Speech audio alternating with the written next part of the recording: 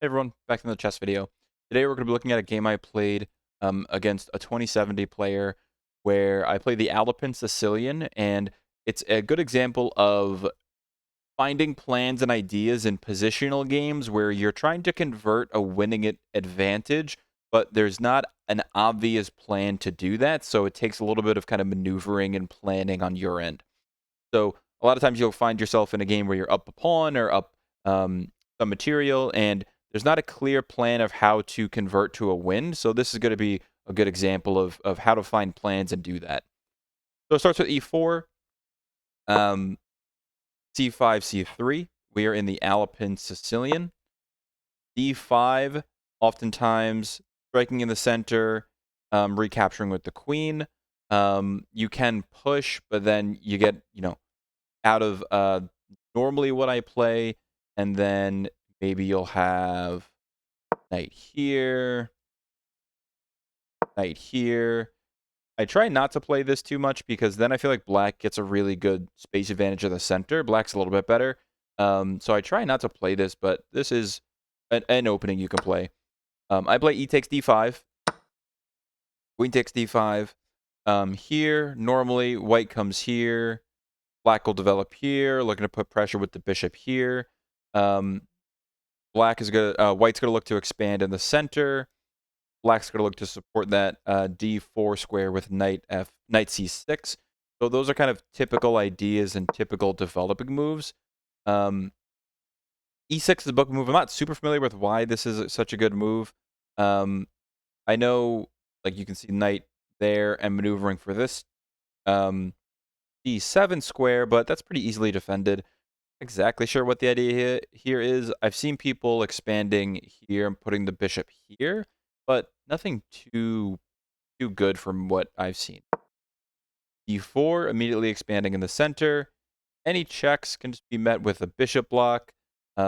Taking can be met with taking with the queen, or the knight, preferably the queen, because then trading can end with your knight in the center instead of like taking with the knight and then maybe having like his knight come out and having some pressure there. Forward a few. Knight f6, just a normal developing move, looking to get this bishop out and castle. I give a check, looking to either prompt this move or prompt here and trading off this light squared bishop. Not the best move, but it's a perfectly fine move. Trading there and castles. This now I can take. Any trades ends with me occupying this open file with my rook. I do have a couple pieces I have yet to develop. Oftentimes the knight likes to come here a bit earlier, but that's kind of impossible now. So I was looking to get this bishop out and get this knight out somewhere. But bishop e7, looking to castle. Bishop out. I was aware of this move here, but I was just going to pull my bishop back here. This is all just kind of normal developing moves, so I'm kind of speeding through it a little bit. Looking to really just get to the middle of the middle game. So this is just kind of normal developing moves, playing safe, not looking to break anything open before I'm ready to. So that's why I'm kind of going a little bit quick. Black castles, queen. Looking to put pressure on this weak square here. Looking to bring this rook here. Nope, not there.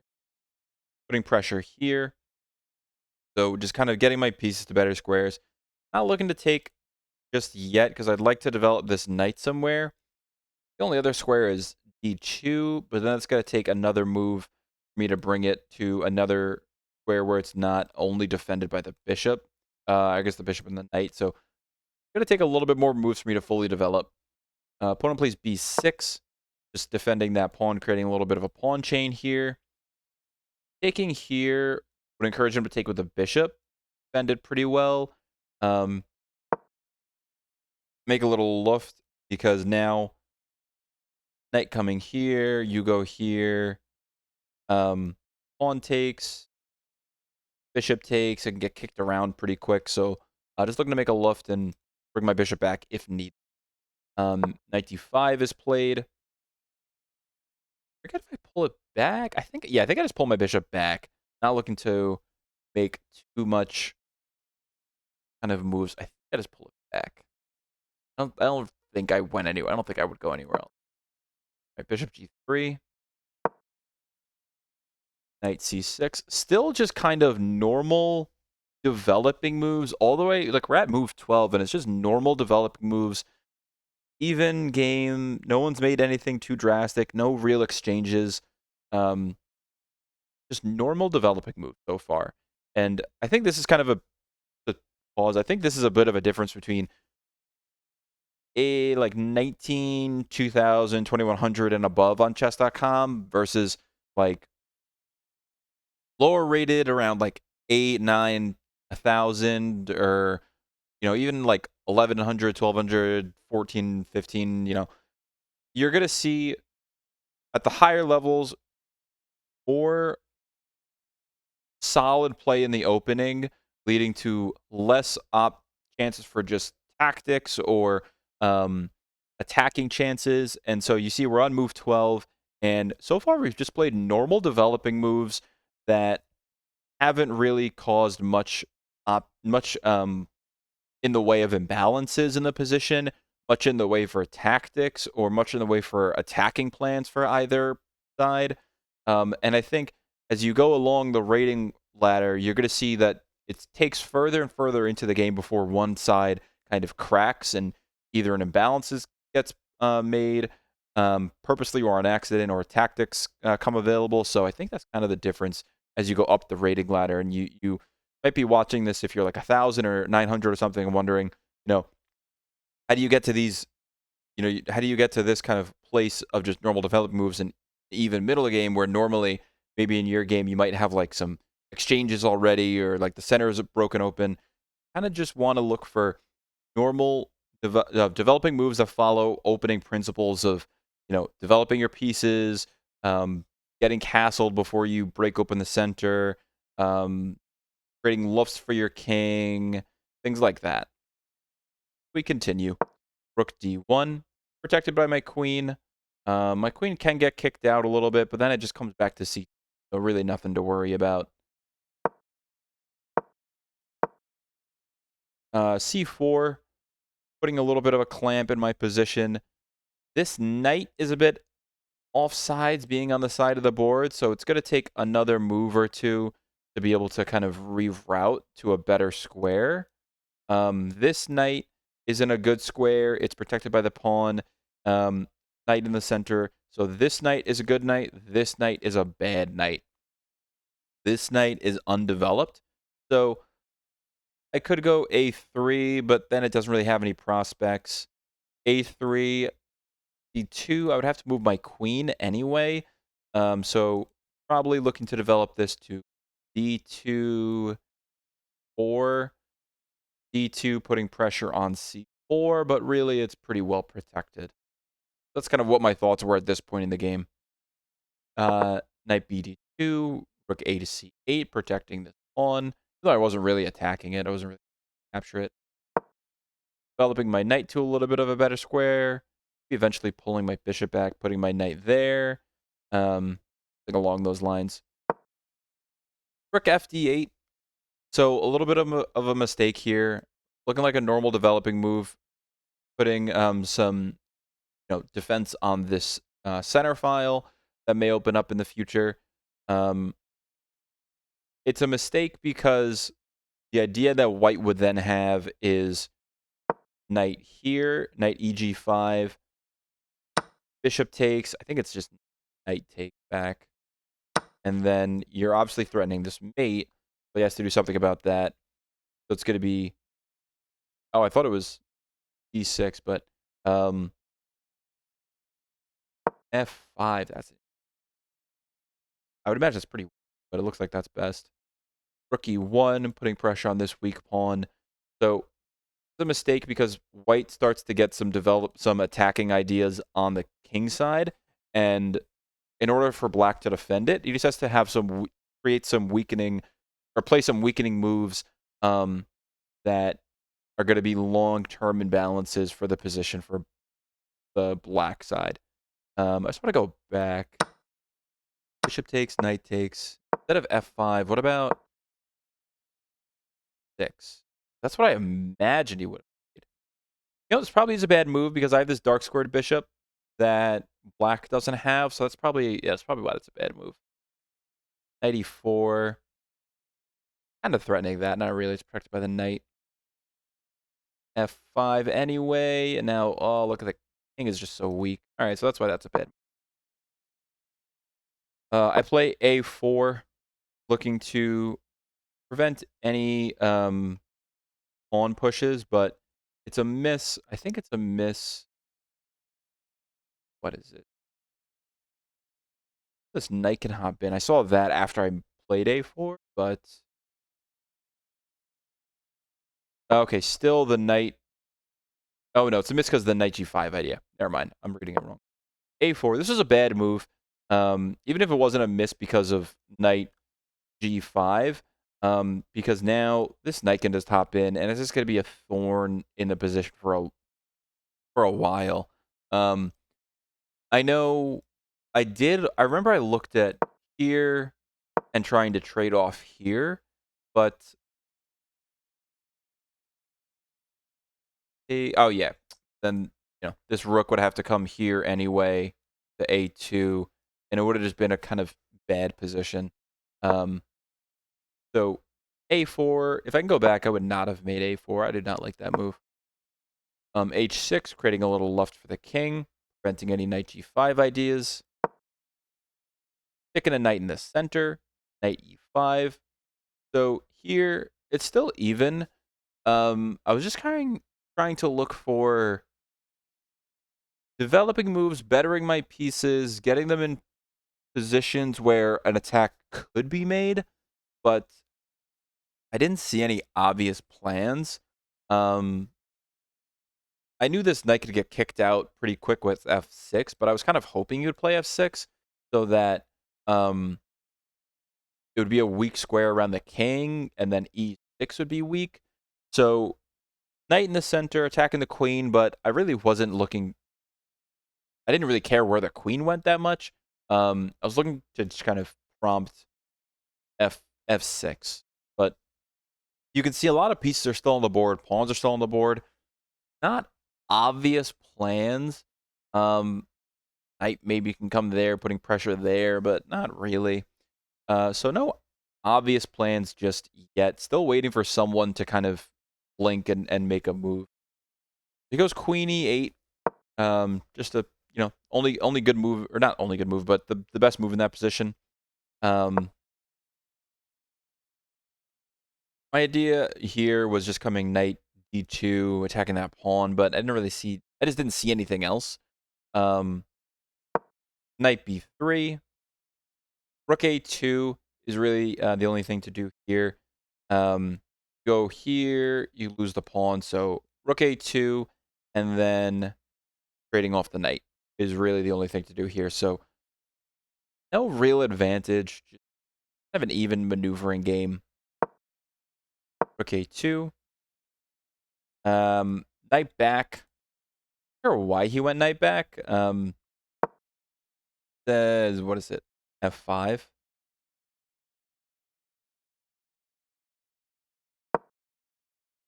Yeah, f5 is best. Here, which I kind of would have been fine with because I would have been wanting to go there anyway, but maybe that's a mistake. Knight d2. Oh, knight d2 is all right. Knight d2 is then best. Okay. Here, I would just pull bishop back, but still, just really about an even game. So 95 at an accuracy, slight edge to white, but nothing crazy. Still just maneuvering, positioning, looking for openings, looking for weaknesses and balances. We're already on move 20, and we're all just both are just kind of playing a pretty solid, safe game. No real openings just yet. We continue. Knight d2, looking to put pressure there, protect this b3 square, looking to protect that. He goes bishop. Yeah, bishop 6. Getting ready to kick this knight out. Comes back. He'll trade off this dark squared bishop. Looking to, start advancing the position, advancing pawns, maybe looking for pawn breaks. But so far, there wasn't really anything glaring. It was a pretty good game by both of us, honestly. So here's, I see this as a mistake now. In the game, I thought I was just winning a pawn, but this is a mistake. So knight takes, knight takes, knight takes. Can't take with the rook because then I take back with the queen. So what I calculated was 1, 2, 3 attackers to 1, 2 defenders, but I didn't calculate the rest of the line, which is knight takes, knight takes, knight takes, rook takes, queen takes, and then I think it's bishop takes g3, take back, and then now e3 is opened up for this knight, and then he wins the rook back, or the rook exchange back. And then queen d3, here, here, and it's just queen and rook versus queen and rook. Black's a little bit better, but it was not worth this one pawn because it's 2 versus, a queen side majority versus a king side majority versus 3. So not a good move. Me taking that, which I just did not calculate to the end of that line, which I definitely should have.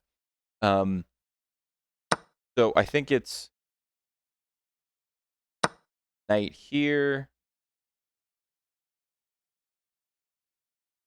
bishop takes. Then I'm imagining it's like an intermezzo. Knight takes, knight takes a5. And then bishop can come back, I think. I want a little intermezzo there. And then b takes a5. Go back. But what if... Oh, wait, no. If I take here... Knight takes... And then that prompts this first. And it's not like they have anywhere else to go here, because then you lost a piece. So, go back. Knight E takes C. Knight E takes, no. Knight E takes C4 is best, but it's kind of comes out to about an even game no matter what. Once he desperados and wins the pawn back. So, it's a mistake, but it's not like it was a glaring mistake, but could have been a bit neater. I did not calculate all the way to the end to see this knight winning the rook back, though. Knight takes c4. Bishop takes g3. Pawn takes. This is a miss because rook takes and then knight here, but thankfully he didn't see that. So now this ends with me being able to evacuate my knight and have a winning advantage of this being up a pawn. So knight e5, getting to evacuate, having this very nice pawn chain here. So now in the game, an imbalance has been created. One side is better or has better prospects. I'm up a pawn. We get to the part of the game where I switch from looking for imbalances, plans, to trying to think about how to convert the advantage that I have. So transferring from, I'm maneuvering my pieces, trying to put them on better squares, looking for weaknesses, looking for imbalances, looking for openings, to a mistake was made, an imbalance is established. One side is up a pawn or a material. Now I need to maintain that advantage and convert. I think I end up making a miss or a mistake or two down the line, but that's kind of the shift in my thinking now is how do I maintain this advantage and convert to a winning endgame? So I thought this was a bit odd in the game. I know this like knight could come in with a check, but that's kind of easy to defend. I just go here, not with a check, but knight could come in here maybe or here, but I thought it was weird. It was just easy to kind of defend against. You're not going to be going. You're not going to be able to take that. I'm just going to put my king on h2. So it looks like white is winning even if he played the best move of queen c7, but just an odd move in the game of queen g5. So king h2, I'm just protecting this pawn. To maneuver his knight here, but there's just like a million things I can do to defend it. So I really, I was not sure exactly what he was thinking because any attacking ideas I saw him going for, there's a million ways to defend it. So I didn't see it. Knight f6. I just bring my rook back, just thinking to myself, play safe, playing smart, connected rooks, so there's no shenanigans of, you know, me losing, one of these rooks because it's only defended by my queen or it's undefended. So rook back. Knight h5. Bit inaccuracy. You're not going to be attacking this. I can go here and here. I can just go here. The engine likes this really weird idea of d3 and then, if I remember right, it's like knight f6, like a rook move here and a rook move here. Rook, yeah, rook f1. This I would never have seen this in a game. And then this rook comes like here, I think. Yeah, rook c7. I saw this after the game when I was reviewing it. This I was not seeing at all. I was not gonna play this. I think it likes rook. Yeah, rook d3 here, then doubling up here. This I was not seeing in the game, and I don't think I would have ever seen in a million years. I would have been very hesitant to split my rooks up like this. Ooh, all right, little laggy. To split my rooks up like this and go rook f1. But that's what the end suggests is good. So I'm sure 10 moves down the line is probably best, but I didn't see it. So here I was thinking, let me go for a trade. Let me go for just getting pieces off the board. It's a mistake because the knight d3 move is so winning, but it's a plan that I was not going to see. I was in the mode of trade pieces and try to get to a winning endgame. That's where my thinking was. Because I was up material, so I was thinking trade, winning endgame, maintaining the advantage, and converting to a winning endgame. But it's a mistake because there was a better plan available. Queen takes g4. Take back with the knight. No point in tripling my pawns. Rook. Sorry, that skips forward a bit. Rook d5. Be coming there eventually. Knight e3, attacking the rook. I should have just gone. What would happen if I go knight e5? 6. All right, so it would have been a fine move, but maybe not the best move. So queen knight e3, attacking the rook. Goes back. Maybe looking to eventually double up here. Rook e1. Getting off this diagonal. Or not diagonal. Getting off this file for any eventual push here. 6.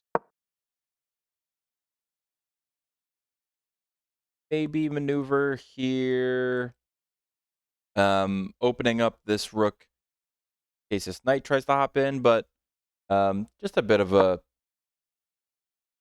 bad move. It likes G4, it said. 4 is best, but why is G4 best? We play a pretty normal move like rook C8, queen G3. I've been pretty weary about playing king G3. I don't think I would have played that.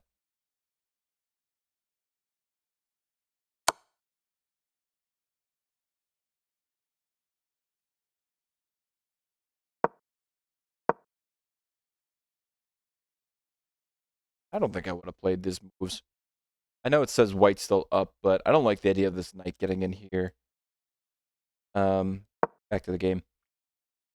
So knight C2, an inaccuracy. Better move would have been this G4, opening up the king to eventually come in, but I wasn't looking at that during the game, and I don't think I would have found it. A5. When A5 was played, I saw this little knight maneuver here. I know knight's on the side of the board. You're supposed to avoid it, but I saw this little opening here, maybe eventually supporting it with here. Knight here attacking B6. That's kind of where my mind went, but I don't think that's a good plan. It's an inaccuracy. It still likes this G4 idea, but that's why I ended up moving my knight to the side of the board. Just try to attack this backwards pawn. But he saw a good defense. Knight D5 protects this pawn, and then if I hop in here, it kind of, this knight can go to C7, and this isn't a trade I would want to make, so I would end up just kind of pulling my knight back. But good defensive move here, in my opinion. It's an inaccuracy. H5 is best, but kind of preventing G4. But I think putting a knight back to the center of the board is a perfectly reasonable move.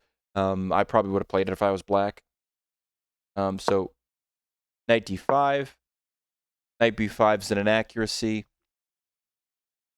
Knight C7 is best. And then I end up coming back. But just to go back for a second, it likes rook E5. I don't think I looked at rook 5. 6. A1, doubling up here. Can't push because I take. Here. And then what? Walking my king here. 6.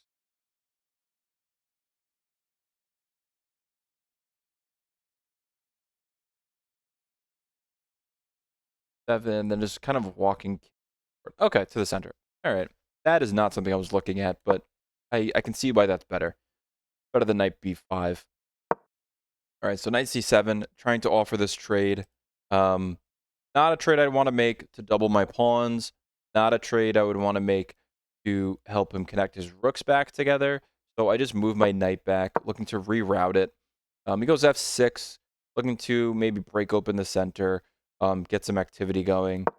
But I reroute my knight, threatening B6. I think he just goes back to D5. So you can see white has the advantage, but it still takes some kind of poking and prodding and planning in order to convert the winning advantage to an actual winning endgame. So I'm up a pawn, and I noticed this backwards pawn, so I was trying to maybe maneuver my knight to be able to take advantage of that, but it was a poorly thought out plan, and there was just some easy defensive resources with this knight protecting it. So I kind of maneuvered my knight back and looking to reevaluate and bring it back to the center to maybe find a different plan of maybe attacking on the king side or something along those lines. So that was my thinking up to now. Pull my knight back, looking for a knight trade, but knight, a3, and then maybe there is best. f7, g4. What's that g4 idea? Surprised keeping the knight on the center, on the edge. Let's see, instead of that, I just pulled my knight here. Probably an inaccuracy. That's a good move. Okay. 5.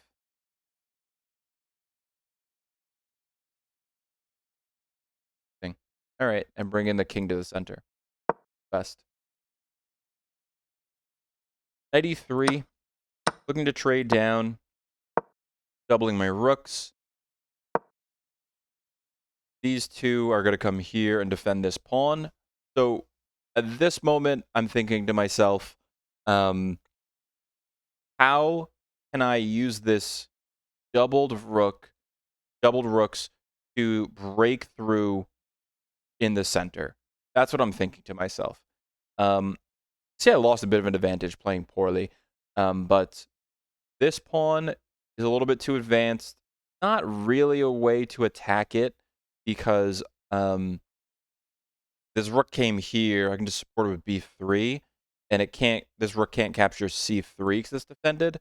You don't want to push because then I can capture there. So this pawn is not in the best spot, but it does act as kind of freezing these two pawns, the A and B pawn for black, and it can be defended pretty quick for white. So here, rooks are doubled in the center. I'm thinking, how can I break through in the center and try to open things up and trade in the center? That's what I'm thinking. G4. If any push, I just take, and then I have this check. Maybe, I can kind of start taking some attacking positions instead of just kind of defending and playing on my side of the board. Rook c4. So, like a one-move threat. You're attacking here, but I can just defend it, so I'm really not too worried about it. b3.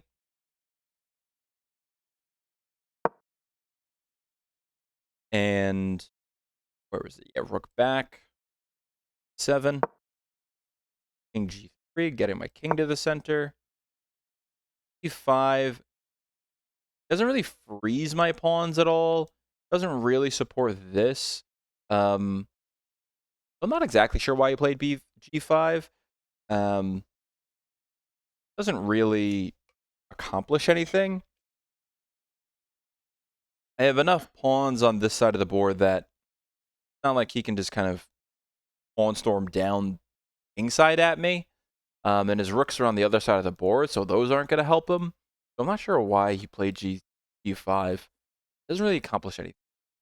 And white is back to a pretty healthy advantage. King f3.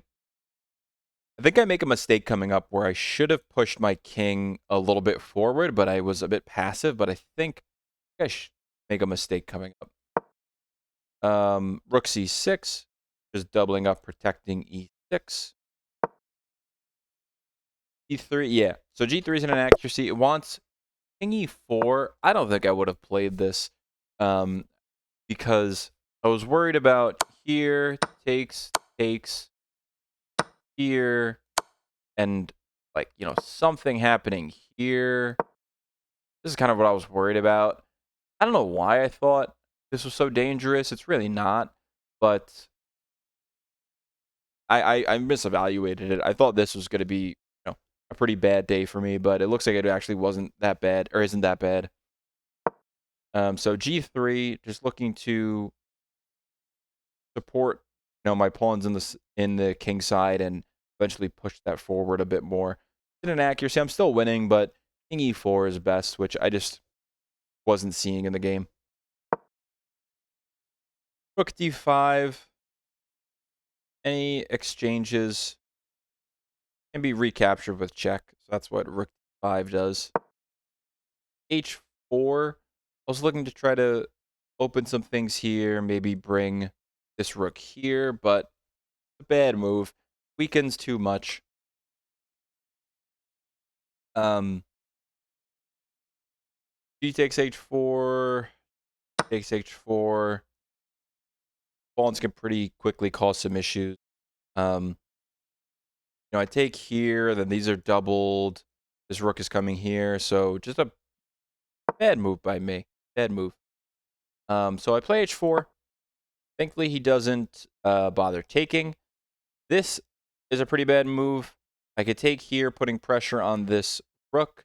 It's going to have to move somewhere, but what happens is you have this A-B pawn pawn chain where the B pawn is back and my A pawn is kind of freezing this any advancing of these connected pawns. So by playing B5, kind of play into me just simply recapturing it. And you can't push A4 because my B pawn captures that. You can't go here because I'm going to go here, and then these are pretty well protected on past pawns. So rook takes is best, but 3 versus 1, and my rooks are going to be coming here. So black's position is quickly falling apart. It's not completely lost. Definitely some mistakes to be had. But from this position, I thought to myself, my queen side pawns are probably going to win me the game. 3 connected pawns versus 1. Stacked rooks in the center, looking at E6. So there's got to be something here for me. It's kind of what I was thinking. If he goes here, I'm probably just going to go B1. So that's what I was thinking at this moment. E4, looking to make a little bit of a pawn chain in the center, or not in the center, on the queen side. Here, I would just push D5. And then can't push, so you captured. Maybe you go here. And then I can exchange, and I'm, just doing much better. So instead of going back anywhere, he just kind of allows D5. It was a weird move because I thought to myself, that's exactly what I want. Why would you let me push D5? But I'm wondering if he was thinking he'll just double up here and attack base of the pawn chain, D3. I'm really not exactly sure because I was looking to push D5 and kind of just allowed it. He takes D5. So right here, I thought to myself, this has to be a devastating mistake. This has to be terrible. There's nothing defending here. I have 2 stacked rooks. I have to have something. So I took a moment and just started calculating forcing moves, looking for tactics. So I saw rook check. Anything here, I'm giving another check, and then my rook is coming. And I saw this pawn here, knowing that it can defend h6. What I was debating was, do I play a little prophylactic h6, or do I just go for check straight away? So I thought there's got to be some checkmate. I should have just kind of calculated it because it's only a mate 4. But in the game, I was like, this has to be a complete blunder. This has to be. So I decided to give a check first. I thought forcing moves, checks, capture attacks. Let me just give a check. King there, check, check, and then delivering a mate with h6 or h5. So from he takes d5. I thought, this is a devastating move. Let me, I could do this prophylactic, but then maybe there. Maybe this rook slides there. So I thought, let me just go for forcing moves, and there's got to be something. So checks, doesn't even matter where it goes. It's all forced. There. So a good game, 52 moves, 51 moves, and a lot of it was just playing safe chess, solid principles in the opening, a good understanding of the opening ideas, pretty boring middle game, just maneuvering pieces, putting them on, improving their squares, not doing anything too risky, looking for openings, ideas, imbalances, and eventually it came in the way of um, a mistake on my end, but a missed opportunity on the opponent's end, which led to black losing a pawn and then never really regaining or equalizing after that. So I think queen e7's the miss. So never really equalizing after that. Even if he didn't miss it, it still would have just been an even game. But it took up to move 24 for there to be a mistake that really shifts the tide of the game, and creates a long-term imbalance. So that's white being up a pawn, which that's quite a while for, just a 2000 level game. So lessons to take away here are play good, solid chess, solid opening principles, solid developing ideas. Put your pieces on squares that are active, knights in the center, bishops on long diagonals, and if there's not an obvious tactic or no obvious weakness or imbalance, then you just continue playing slow moves, eventually pushing pawns up the board, taking more space, and then there's going to be some exchange, opening up the center, or just dropping a piece or an exchange or a pawn that you can take advantage of. So unless you're, a GM playing 99% accuracy, there's going to be some opportunity for opening up the center when you're maybe more developed than your opponent. Your opponent pushes a pawn prematurely and loses a pawn, and then you just continue playing safe, principled chess in the middle game, maintaining your advantage and trying to look for trades and trading down to a winning endgame. So all it takes is one mistake and then just maintaining that advantage throughout the rest of the game, which is obviously a lot easier said than done. But that's really all this game was just boring, simple chess. And thankfully, my opponent made a couple more mistakes than I did, but it led to pretty severe weaknesses and imbalances that were long-lasting throughout the game. I think I was +1 or +1.5 for a long part of the game.